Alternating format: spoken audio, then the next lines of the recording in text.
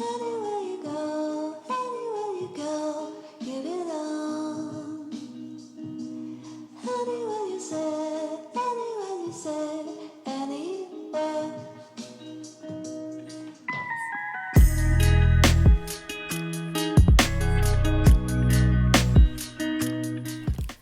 Hello guys, it's Nikki here, your spooky dark lady.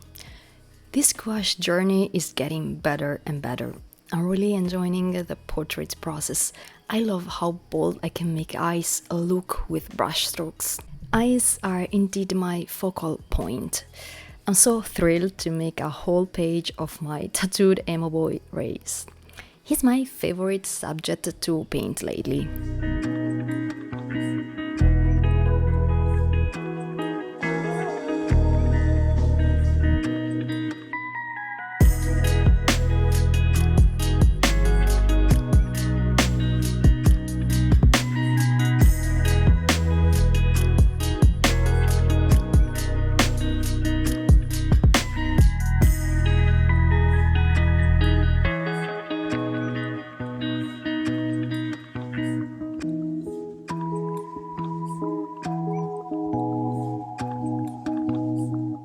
Also, you may notice that I have used the flat brush a lot, which is not my usual choice. But one of my favorite gouache artists is Emily Hughes, and I love the way she paints using flat brushes.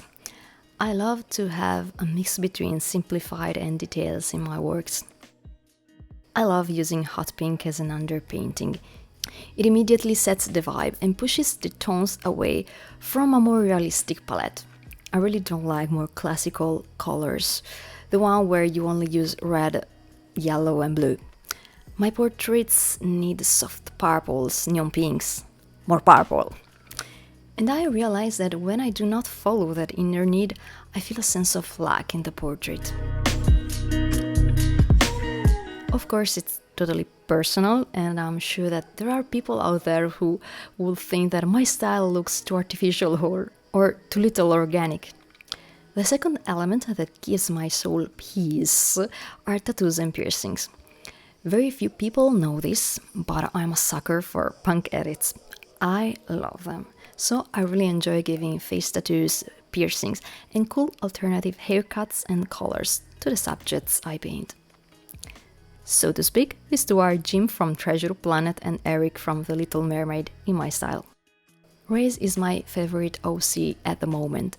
He mirrors a part of my life that I lived when I was a teen. He evokes that emo era that I still fondly miss. He also helps me bring out my more vulnerable and fragile parts, which I very much struggle to accept.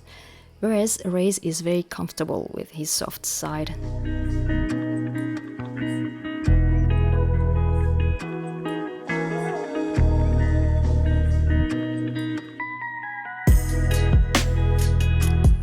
I love his eyes.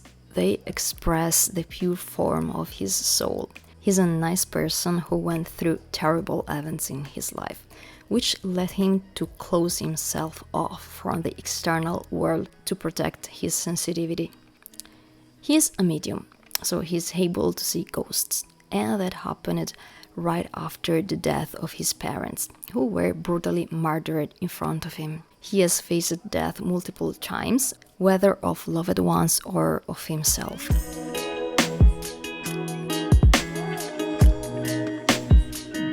Recently, he also discovered he's a necromancer, meaning he's able to animate the bodies of the recently departed. This is something that led him to a side job involving doing it for money, for financial reasons and such. He also works for the longest time as a graveyard keeper. He of course lives in an urban fantasy world where creatures like vampires, demons or werewolves exist.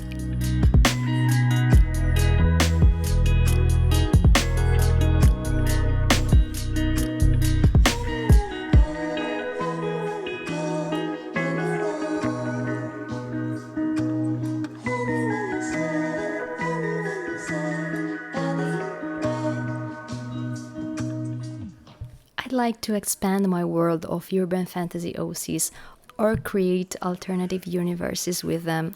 For example, I love pirate lore or fantasy worlds like the Fable saga, of which I'm a big fan.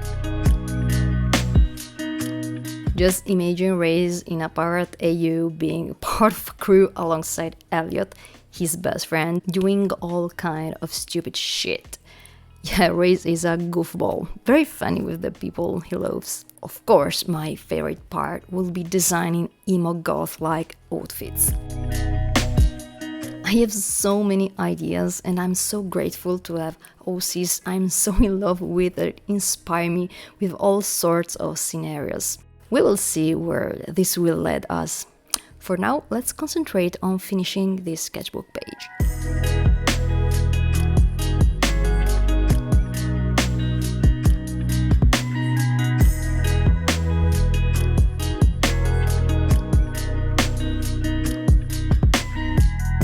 What about me instead?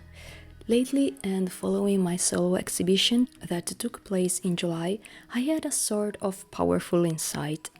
I found the courage to truly put myself into my art, no longer just as a hobby, but as something to value and cultivate. I've always loved making art, but I never thought it could actually work. I never truly believed in myself.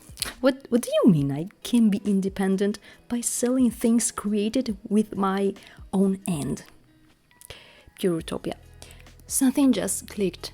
It's as if a little space was created so that there could finally be room for me too. I don't really know how to explain it, but it just feels like a door opened up. A shift in consciousness rather than an outer change. I've always thought I was uninteresting, somehow invisible, and this belief kept me in the background, never allowing me to invest seriously in myself, hiding behind perpetual anxiety. I've always suffered a lot from it, but in recent years it became disabling. A nice suit of armor to barricade myself behind so I wouldn't have to put myself out there and avoid the risk of failure.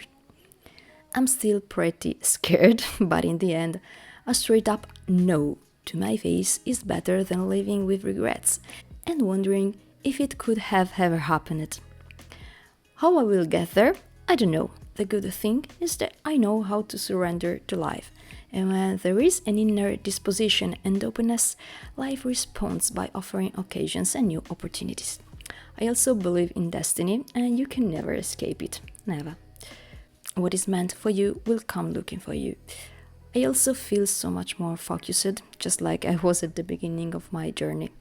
It's like finding myself after a long time, accepting who you are and honoring it by giving it a voice, a space, stopping the internal fight. And I hope my heart conveys this, the strength to listen to ourselves and take care of ourselves, to be on our side and love our little world. No matter how strange or inappropriate it might seem to others, being yourself at all cost, even if it costs you your life. Okay guys, I'll let you watch the rest of the painting in the chill. Please take care of yourselves, set healthy boundaries and never stop making your art. Bye!